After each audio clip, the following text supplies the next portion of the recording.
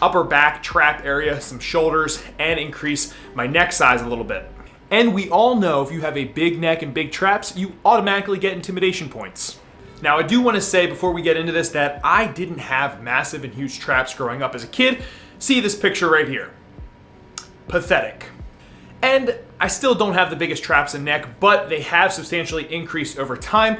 And in this specific training block for the next few months, I've been focusing on increasing my traps and my upper back because of strongman nationals that I will be competing in the future, as well as doing Brazilian Jiu-Jitsu. It's really good to have a stronger upper back, neck, and traps, especially in the positions that you will be going through during Jiu-Jitsu or competition.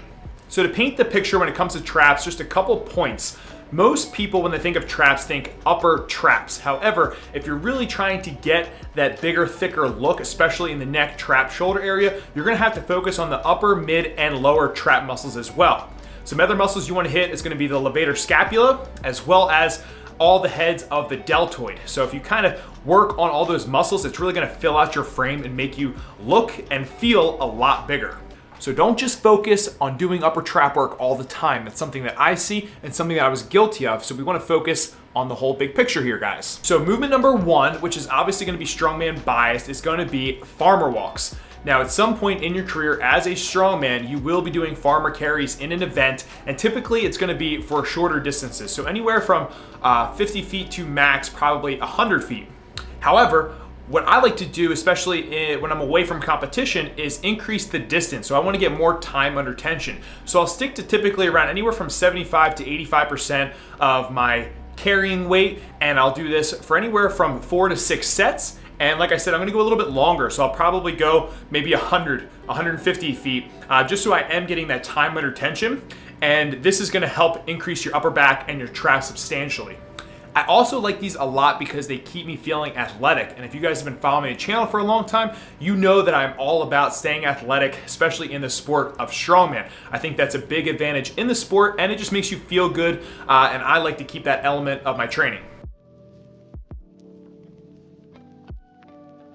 All right, so movement number two, guys, is gonna be the trap bar shrug. Now, I know a lot of you guys do barbell shrugs. However, I've been a huge fan of the trap bar specifically because of having a wider grip. And there was a recent article that came out talking about muscle activation and trying to activate the traps more by having a slightly wider grip is gonna give you upward scapular rotation. And for trying to grow size in the traps, I find that these are hitting my traps a lot more than the standard barbell shrugs. So maybe give them a go and see how you enjoy them. Another benefit of this is it actually mimics the frame carry that you would use in strongman. So I kind of like getting that added effect for being a little bit more sports specific for myself. In terms of reps and sets, I love doing anywhere from 3 to 5 sets, working in that 10 to 15 rep range.